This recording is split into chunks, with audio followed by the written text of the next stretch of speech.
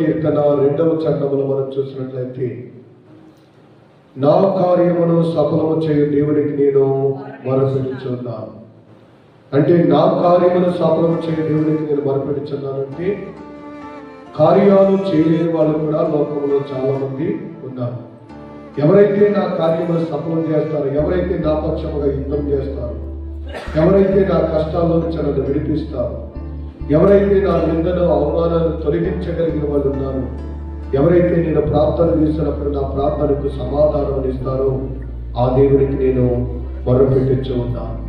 ఎందుకనగా దేవుని గ్రంథమైన బైబిల్ గ్రంథములో రాజుతో రాసినటువంటి మొదటి గ్రంథము 18వ అధ్యాయంలో ఏలియాకు ముందు ప్రియులారా 800 మంది సుమారుగా ప్రార్థన చేశారు. వారందరూ కూడా బయటికి రావాలి, వారందరూ కూడా ప్రార్థన చేసిందని తెలుసా. బయలు దేవతలు, యెజబెలు దేవతలు, ప్రవక్తలు మొత్తం అందరూ కలిపి 800 మంది ఉదయం మొదలుకొని మధ్యాహ్నం వరకు వారు అరుస్తూ కేకలు వేస్తూ, ప్రియులారా ఆకాశం నుండి అగ్ని రావాలని చాలా ప్రయత్నం చేశారు. అంతేకాదు వారు రక్తం కారేలాగా ఆఖరికి వారి దేహాలను, వారి శరీరాలను కూడా కోసుకున్నారంట. ఎందుకంటే అప్పుడైనా దేవుడు కరుణిస్తాడేమో, అప్పుడైనా కనికరపడతాడేమో, ఈ రక్తము చూసిన తర్వాత అయినా ఒకవేళ దేవుడు కార్యం చేస్తాడనే ఉద్దేశంతో ఉదయం మొదలుకొని మధ్యాహ్నం 3 గంటల వరకు వాళ్ళు ఉద్దేశం మొదలు పెట్టారంటే కేకలు వేక మొదలు పెట్టారు. ఏమైనా కార్యం సఫలమైందా? ఏమైనా వారు మొదలుపెట్టిన వారికి ఏమైనా సమాధానం వచ్చిందా?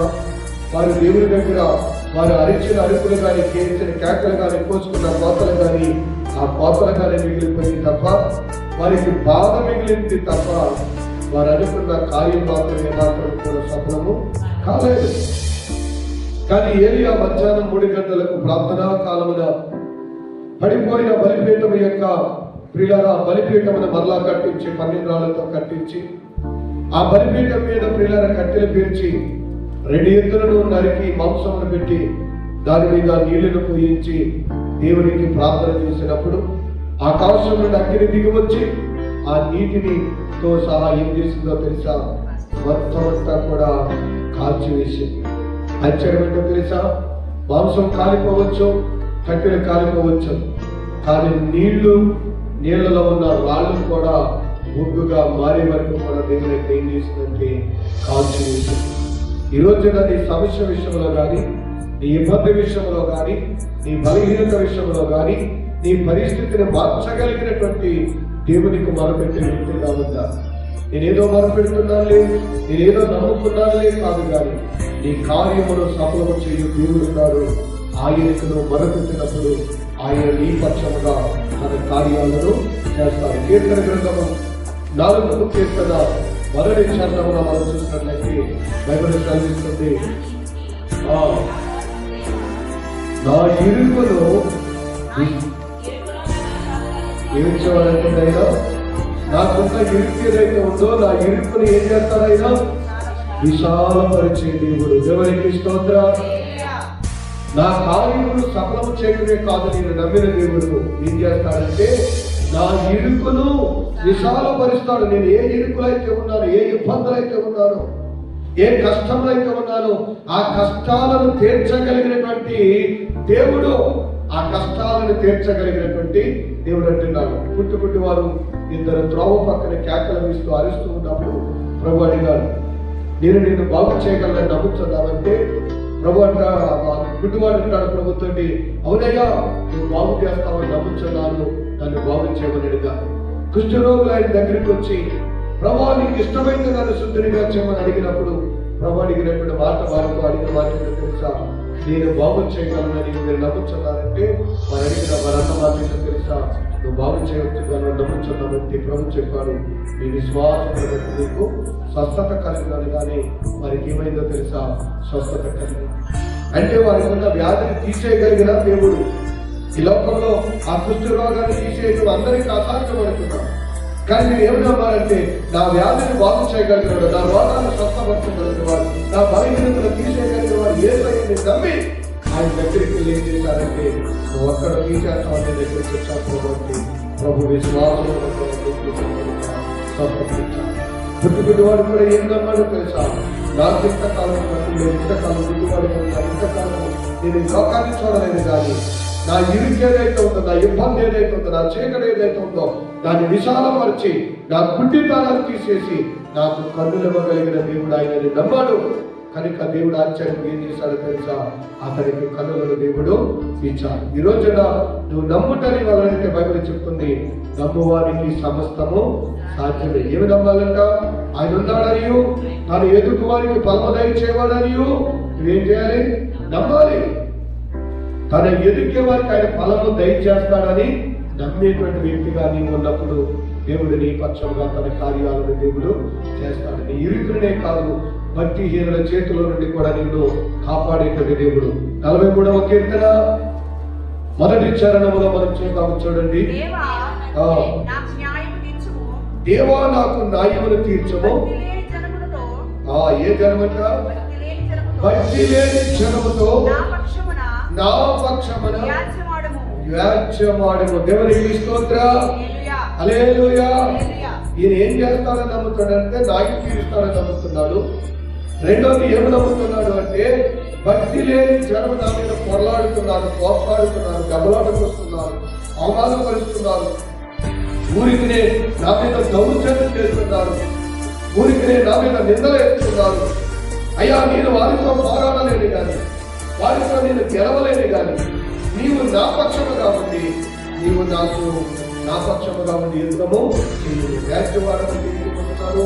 యుద్ధం చేయడం నా పక్షముగా యుద్ధం చేయి, ఎందుకంటే నా బలము చాలదు, నా శక్తి చాలదు. దావీదు యెహోవా పేరట నేను యుద్ధానికి వెళ్తున్నాను. గురియాకుడు నేను నా సొంత శక్తితోనో బలముతోనో నేనేదో పోరాడి వేడి చేసే పూర్తిగా ఎంత లేదో యెహోవా పక్షముగా నేను యుద్ధానికి వెళ్తున్నానన్నాడు. కనుకనే యెహోవా పక్షముగా ఎప్పుడైతే యుద్ధానికి వెళ్ళాడో దేవుడు ఒకే దెబ్బతో గొలియాతు కింద పడేలాగా దేవుడు చేశాడు. ఆశ్చర్యం ఏంటో తెలుసా? ఆ ఒక్క దెబ్బకి గొలియాతు కింద పడకపోతే తర్వాత దెబ్బ కింద పడేది ఎవరో తెలుసా? దావీదే. ఆ ఒక్క రాయికే కనుక తగిలి గొలియాతు కింద పడలేదా, రెండో దెబ్బలో పడేది ఎవరో తెలుసా?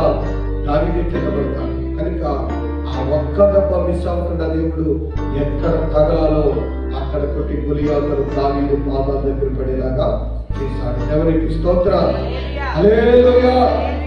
కనుక 43వ కీర్తన ఆ 1వ చరణంలో అంటాడు, భక్తి లేని జనములతో నా పక్షమున నీవు. తర్వాత 2వ లైన్, కపటము కలిగి. ఏం కలిగి ఉన్నారంట?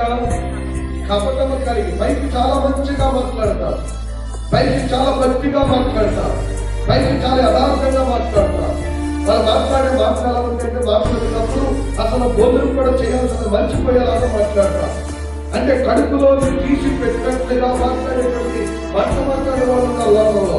అందుకని అంటున్నారు, కపటముగా మాట్లాడుతున్నారంట పైకి. ఎవరైనా చూసినప్పుడు, ఎవరైనా మాట్లాడుతున్నప్పుడు, అమ్మ ఎంత బాగా చూస్తుందో, ఎంత బాగా మాట్లాడుతున్నారో, ఎంత మంచి మాట్లాడుతుందో అని ఎలాగా మాట్లాడుతున్నారు. కానీ ఆ తర్వాత అడగాలమ్మ నేను ఎలా చూస్తున్నామా అని అడిగితే చెప్తాను, ఇంకేముంది ఆయన వెళ్ళిన తర్వాత ఇక నాకు లోపే తప్ప ఇంకేమీ లేదు. ఈ రోజున బైబిల్ సెలవిస్తుంది, ఎవరి చేతుల నుంచి నన్ను విడిపించమన్నాడండి. కపటంగా మాట్లాడు. తర్వాత కపటంగా మాట్లాడుతున్నారండి, పైకి చాలా మంచిగా మాట్లాడుతున్నారు, తర్వాత ఏం చేస్తున్నారు తెలుసా? దౌర్జన్యం అంటే వారి జీవితం.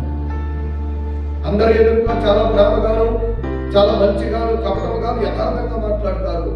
కానీ తర్వాత వారు చేసేదంతా కూడా ఏమిటంటే దౌర్జన్యమే, అన్యాయమే చేస్తారు, అక్రమే చేస్తారు. చూడండి, రూతు ముందు పెట్టుకుంది, నయోమి ముందు పెట్టుకుంది.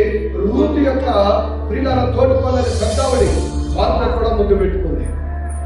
ఎలాంటి ముందు పెట్టిందంటే, నువ్వు ఎప్పుడు ఈ మాట చెప్తావా, నేను వెళ్ళిపోదాం అన్నట్లు, కానీ నువ్వు అనలేదని ఎప్పుడు దాకా చూసాను అట్లా అని చెప్పి ఏం చేసిందంటే, నయోమి అంటే నా కుమార్తెలారా, నాతో ఉండి సౌకర్యం ఉంది, నాకు పిల్లలు ఏమీ లేదు, మీరు ఎవరి కాలంలో ఉన్నారు, మళ్ళా నా దగ్గర మీకు అర్థము, మీరు వెళ్ళి పెళ్లి చేసుకోండి, మీరు మీ అమ్మ నాన్న దగ్గరికి వెళ్ళిపోతామా అని చెప్పింది. అప్పుడు వారితో ముందు పెట్టుకోవడానికి వచ్చి చాలా పనులు ముందు పెట్టుకుంది, ముందు పెట్టుకుని వెళ్ళిపోయింది. ఎందుకంటే వారు పడుతుంది, ఈ మాట ఎప్పుడు చెప్పి నీ దగ్గరే మనం ఉండాలనుకుంటున్నాం, ఆయన అనుకుంటాను, నా మాట కనుక అనుకుంటాను, అమ్మో ఇది ఎప్పుడు అసలు అనుకున్న ఒక మాట్లాడిన ముద్దు పెట్టుకుని వెళ్ళిపోయింది. కానీ నిజమైన ముద్దు పెట్టుకుంది చనిపోయే దాకా కూడా ఉంది రూతు. దేవునికి స్తోత్రం. అంటే కపటమైన ముద్దు అక్కడితో వెళ్ళిపోయింది. ప్రేమ కలిగినటువంటి ముద్దు, దేవుడి వాక్యం కలిగినటువంటి ముద్దు చచ్చిపోయే వరకు అది ప్రేమను చూపించింది. నువ్వు ఎక్కడ చచ్చిపోతావు అక్కడే చచ్చిపోతావు, నువ్వు ఎక్కడ ఉంటావు దేవుడు కూడా అక్కడే ఉంటావు. అంటే కపటంగా మాట్లాడిన మాట వేరు, ప్రియులారా ప్రేమతో మాట్లాడిన మాట వేరు. అందుకనే కీర్తనకారుడు అంటాడు, కపటముగా మాట్లాడుతున్నారు కానీ వాళ్ళు నా మీద ఏం చేస్తున్నారంటే దౌర్జన్యం ఏం చేస్తున్నారు. మొన్న మధ్యలో టీవీలో చూసాం, భర్త బెంగళూరులో ఉద్యోగం చేస్తుంటే ఇస్త్రీ పెట్టి కాల్ చేసింది, అలాగే ఏప్రిల్ కాల్ చేసింది. అత్తగారు భర్త వచ్చినప్పుడు చాలా బాగా చూసేది, చాలా అలా చూసేది, ఇలా చూసేది. ఆ తల్లి ఒక రోజున ఏడుస్తూ చెప్పేది, అయ్యా నువ్వు అనుకున్నట్టుగా చూసినట్టుగా ఇంత మంచిగా నీ భార్య చూడకుండా నన్ను చాలా బాధపడుతుంది, ఇబ్బంది పడుతుంది అంటే అక్కడికి లోపించి ఇంట్లో సీసీ కెమెరా పెట్టేసింది. ఎలా ఉంటుంది ప్రతిరోజు ఇస్త్రీ పెట్టి కాల్ చేయటం, కరెంట్ ఏట్లో పెట్టి ఆవిడ కాల్ చేయటం, కర్ర పెట్టి విపరీతంగా పట్టడం, చాలా బాధపరిచింది. ఆ యొక్క సీసీ కెమెరా ఫుటేజ్ కోర్టులో వేస్తే ఆమెకి ఇరాల్సి ఇచ్చామనుకోండి. ఎందుకంటే భర్త వచ్చినప్పుడు, చుట్టాలు వచ్చినప్పుడు, వార్త ఉన్నప్పుడు చాలా ప్రాంతం మాట్లాడుతుంది, ఎంత బాగా చదువు. కానీ ఆ భర్త ఎప్పుడైతే సీసీ కెమెరా పెట్టాడో అప్పుడు ఆమె ప్రకారం బయటకు వచ్చింది, దౌర్జన్యం బయటకు వచ్చింది. విభజన బైబిల్ సెలవిస్తుంది, కీర్తనకారుడు అంటాడు, కపటంగా మాట్లాడుతున్నాడు కానీ చాలా దౌర్జన్యం ఉంది నా జీవితంలో, అలాంటి వారి చేతుల నుంచి విడిపించుకున్నా. ఎందుకంటే నేను చెప్పిన మనుషులు నమ్మని, నేను చెప్పిన లోకం నమ్మదు. అలాంటి వాళ్ళు కదా, అలాంటి వాళ్ళు కదా, వీళ్ళు ఎలాంటి వాళ్ళు కదా, చాలా మంచోళ్ళు, వీడు కావాలని ఎలా చెప్తున్నాడు, ఇది కావాలని ఎలా చెప్తుంది. కానీ వాళ్ళ గురించి మనకు తెలుసు, వాళ్ళు చాలా మంచోళ్ళు అనుకుంటారు. ఎందుకంటే అవతల వాళ్ళు చెప్పే మాటలు ఎలా ఉంటాయంటే బైబిల్ చెప్తుంది, తేనె పూసిన కత్తిలా ఉంటాయంటే, చాలా తీగా ఉంటాయి. ఆ మాటల నుండి ఎవరైనా నమ్మేస్తారు, కానీ పడే వాళ్ళకి తెలుస్తుంది ఆ బాధ ఏంటో, ఆ వ్యాధి ఏంటో, ఆ దుఃఖం ఏంటో. ఎందుకంటాడు వాళ్ళ చేతిలో నుంచి నన్ను విడిపించు. దేవునికి స్తోత్రం.